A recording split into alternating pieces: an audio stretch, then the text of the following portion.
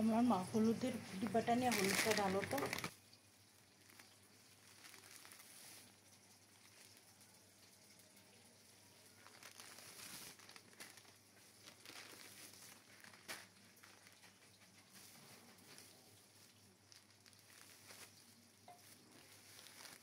নাস্তা খেয়ে চলে আসলাম রান্নাঘরে। আজকের ভিডিওটা এখান থেকেই শুরু করছি। নিত্য প্রয়োজনীয় কিছু জিনিসপত্র দেখতে পেলেন বের করলাম, এগুলো আমার ছেলে নিয়ে এসেছে, এখন আমি গুছিয়ে নিব। সবাই কেমন আছেন? আশা করি সবাই অনেক ভালো আছেন। এই মুহূর্তে যারা আমার ভিডিওটা দেখা শুরু করেছেন তাদের কাছে একটা রিকোয়েস্ট থাকবে, অবশ্যই ভিডিওটা লাইক দিয়ে দেখা শুরু করবেন। আর যদি ভিডিওটা বিন্দুমাত্র ভালো লেগে থাকে আপনাদের, তাহলে অবশ্যই আমাকে কমেন্ট করে জানাবেন এবং চ্যানেলটা সাবস্ক্রাইব করে চাইলে কিন্তু আপনি আমার চ্যানেলের সাথেই থেকে যেতে পারেন। অক্টোবর মাস দেখতে দেখতে শেষ হয়ে গেল, নভেম্বর মাসেরও 8 দিন শেষ, আর 2 মাস পর দেখতে দেখতে বছরটাও শেষ হয়ে যাবে। আমার কাছে মনে হয় প্রতিটা দিন প্রতিটা মাস খুব দ্রুত যাচ্ছে। বিশেষ করে যখন আমি আমার ছেলেকে দেখি তখন এটা বেশি মনে হয়। আমি জানি না সবার এরকম কিনা, হয়তো অনেকেরই এরকম মনে হয়।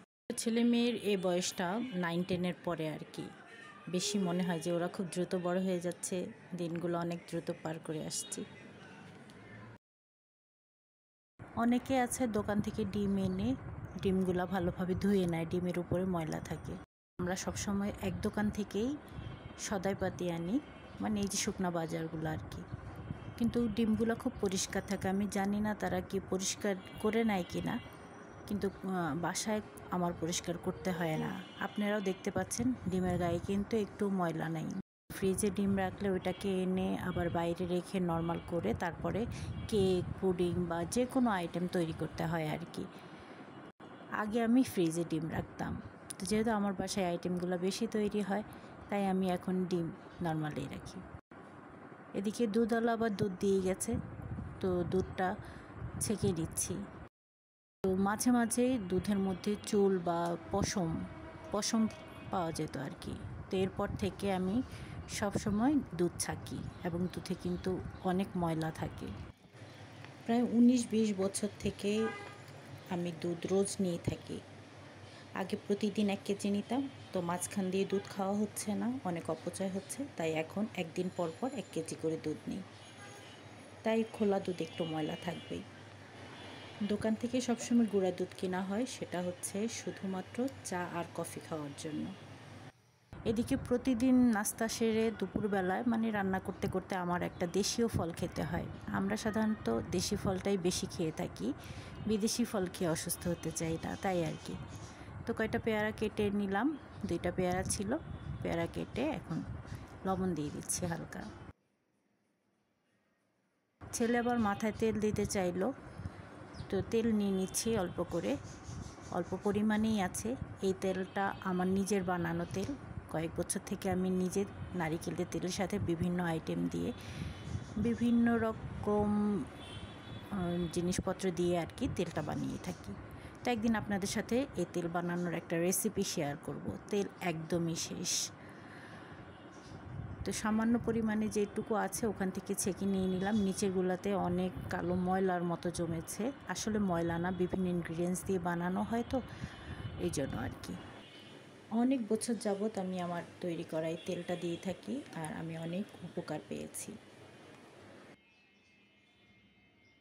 এখন চলে আসছি রান্না বান্না করতে। তো কমলার মা এখানে পেঁয়াজ, রসুন, মরিচ কেটে দিয়েছে আর শাকের গোড়া কেটে দিয়ে গিয়েছে। আর শাকে অনেক ধরনের ঘাস থাকে, সেগুলো বেছে দিয়ে গেছে। এখানে 3 রকমের শাক আছে, লাল শাক, কচি ডাঁটার শাক, ছোট ছোট যেগুলো আর কি, আর আছে পালং শাক। যেহেতু শীতের সিজন চলে আসছে, এখন লাল শাক খেতেও মজা, পালং শাক খেতেও মজা, ডাঁটার শাক তো অবশ্যই। তো শাকগুলো আমি ধুয়ে তারপর কুচা করব। আর এখানে পটল অল্প পরিমাণে ছিল, সেগুলো কেটে 2 টুকরা করে দিয়ে গেছে, এগুলাকে ভাজি করব। পেঁয়াজও বেশি পরিমাণে কেটে দিয়ে গেছে। এই পটের পেঁয়াজগুলো হচ্ছে আগের দিনের, মশলার ডিব্বাটা আমি নাস্তা যখন বানাই তখনই বের করে রাখি। আর এখানে 2 রকমের মাছ ধুয়ে দিয়ে গিয়েছে।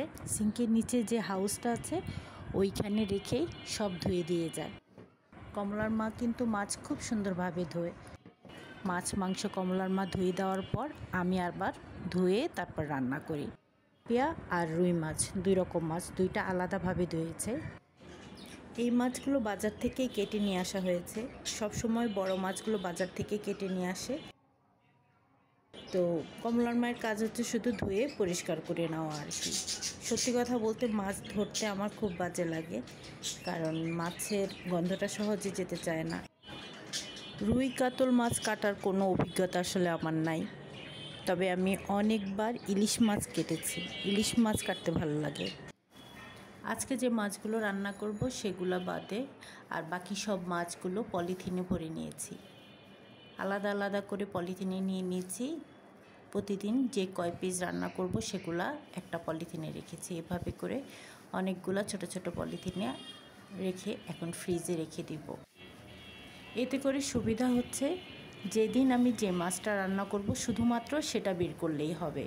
একত্রে সব মাছ আর বের করার দরকার নেই, আর বেশি একটা খোঁজাখুঁজিও করতে হয় না আলাদাভাবে রাখার কারণে। ফ্রিজ থেকে বের করে রান্নার আগে আবারও আমি লবণ দিয়ে ভালোভাবে একবার ধুয়ে নিব।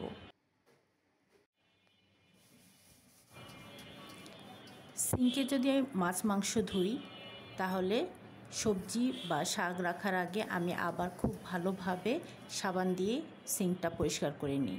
এটা কিন্তু খুবই জরুরি। যতই আমরা কাজের লোকের উপর নির্ভর হই না কেন, বাসাটা পরিষ্কার পরিচ্ছন্ন রাখা, সব কাজগুলো পরিচ্ছন্নভাবে করার দায়িত্ব কিন্তু আমার, যেহেতু সারাদিন বাসায় আমি থাকি।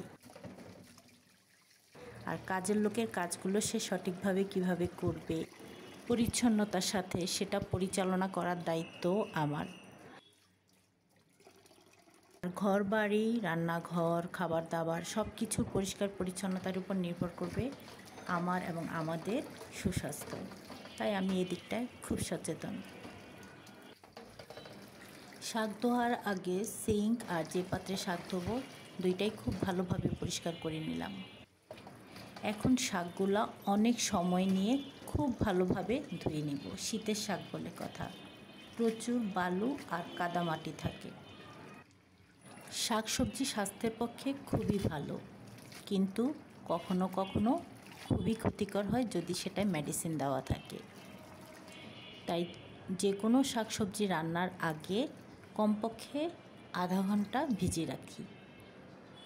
এটা হচ্ছে মনের সান্ত্বনা যে মেডিসিন দেওয়া থাকলে তা কিছুটা হলেও দূর হবে, এই জন্য আর কি।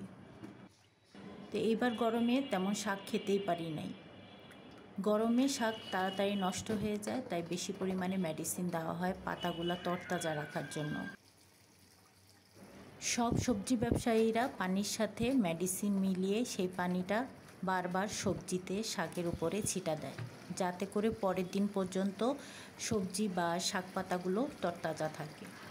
আমি গরমে শাক কয়েকবার এনে খাওয়ার পর আমার জিহ্বাটা কেমন খারখার হয়ে যেত। প্রথম দিন আমার মনে হয়েছিল যে কমলার মা বোধহয় বাটিটা ভালো করে ধোয়ে নাই, এটাতে সাবান ছিল, আর আমি শাক খেতে গিয়ে সাবান আমার জিহ্বায় লাগছে। তো আমি সাথে সাথে শাকগুলো ফেলে দিই, যদিও আমি সাবানের কোনো গন্ধ পাইনি। পরে আমার শাশুড়িও একই কমপ্লেন করলো যে ওনার বাসায় শাক রান্না করার পরে উনি ওই শাকটা খেতে পারে নাই, ওনার জিহ্বা নাকি কেমন খারখার লাগছে। তো এই থেকে কি প্রমাণ হইল যে শাকটা আসলে মেডিসিন দেওয়া। এরপর অনেক মাস শাক খাই নাই। এখন যেহেতু আবার শীত আসছে, এখন শীতের ফলন বেশি, শাক টাটকা শাক আনলেই বিক্রি হয়ে যায়, শাক দোকানিদের রেখে বিক্রি করতে হয় না আর কি। কয়েকদিন তো সকালবেলায় এমন হয়েছে কমলার মা যেতে যেতেই ভ্যানের শাক সব শেষ, আমি আর আনতে পারি নাই বাসায়, এমনও হয়েছে। কয়েকদিন আগেও বিভিন্ন রকম শাক এনে একত্রে করে ভাজি করে খেলাম, খুব ফ্রেশ ছিল। আর এখন থেকে যতদিন শীত থাকবে নিশ্চিন্তে ফ্রেশ টাটকা শাকসবজি খাওয়া যাবে আর কি। চারদিকে সবজি বিক্রেতাদের কাছে শীতের সব সবজি পাওয়া যাচ্ছে। মোট কথা শীতের টাটকা শাকসবজি খাওয়ার সময় এখনই। শাক ধোয়াটাই ছিল আজকে সবচেয়ে বড় কাজ। আর আমি শাক সবজি নিজের হাতে ধুতেই বেশি পছন্দ করি। তো শাক ধুতে আমার অনেক সময় লেগে গেল। শাক ধোয়া শেষ করে এখন মাছগুলোকে রেডি করে নেব। আজকে রান্না করব তেলাপিয়া মাছ। তো তেলাপিয়া মাছগুলোর মধ্যে লবণ আর হলুদ মেখে রাখছি। ওদিকে শাকগুলো ধুয়ে কিন্তু কেটে নিয়েছি। আর পাশেই দেখতে পাচ্ছেন পটলগুলোতেও হলুদ আর লবণ মেখে নিব। এখন সব একে একে রান্না করে নিব। তো মাছগুলো প্রথমে ভালো করে ভেজে নিব। তরকারিতে মাছ দিলে একটু হালকা ভাজলে হয়, যেহেতু ভুনাও করব তাই একটু বেশি ভেজে নিতে হবে। আর অল্প পরিমাণে পেঁয়াজ, কাঁচামরিচ আর রসুন কুচা দিয়ে শাকটাও বসিয়ে দিয়েছি। সামান্য লবণ দিয়ে শাকটা কিছুক্ষণের জন্য ঢেকে রাখবো, চুলার আঁচটা একটু কম করে, তাহলে শাক থেকে পানি বের হবে। আর ওই পানিতে শাকটা মোটামুটি সেদ্ধ হবে আর নরম হবে। আমি আবার বেশি ঝরঝরা শক্ত শাক খেতে পারি না। শাক কিন্তু আমি কেটে একদম কুচা কুচা করে ফেলিনি, একটু আস্তে আস্তে রেখেছি। অনেক আছে শাক আগে সেদ্ধ করে নেয় তারপরে ফোড়ন দেয়। আমার কাছে মনে হয় ওইভাবে খেতেও মজা হবে, তা আমি একদিন ট্রাই করব। এদিকে হলুদ আর লবণ মেখে পটলগুলোকে ভেজে নিব। তো শাক রান্না শেষ, এখন এই চুলায় পটলগুলো ভেজে নিব। মাছের মশলাটা কষিয়ে নিচ্ছি। মাছও কিছুক্ষণ মশলায় কষিয়ে অল্প পরিমাণে পানি দিয়ে আরও কিছুক্ষণ রান্না করে ঝোল ঝোল থাকতেই তুলে নিলাম। পটলগুলো ভেজে তারপর হালকা মশলা দিয়েছি, পেঁয়াজ, আদা, রসুন সবই দিয়েছি, দিয়ে আবার ভাজা ভাজা করে তুলে নিচ্ছি। সব রান্না শেষে চুলাটা যখন খালি হলো, এবার মেয়ের জন্য খিচুড়ি বসিয়ে দিলাম। তো আজকে যে 3 রকমের শাক ছিল, ওই 3 রকমের শাক থেকে দিয়েছি 1 মুঠ পরিমাণে। আর সব মশলাই দিই, আদা, রসুন, জিরা বাটাটা দেওয়া হয় না, আর 1 পিস মাছ দিয়েছি। তো রান্নাবান্না শেষে আমি টেবিলের উপরে সব খাবারগুলো নিয়ে এসে টেবিলটা সাজিয়ে নিলাম। এখন খেতে বসবো। তো আজকের ভিডিওটা এ পর্যন্তই। যারা এতক্ষণ সাথে ছিলেন সবাইকে অনেক ধন্যবাদ। আর সবাই খুব ভালো থাকবেন। আল্লাহ হাফেজ।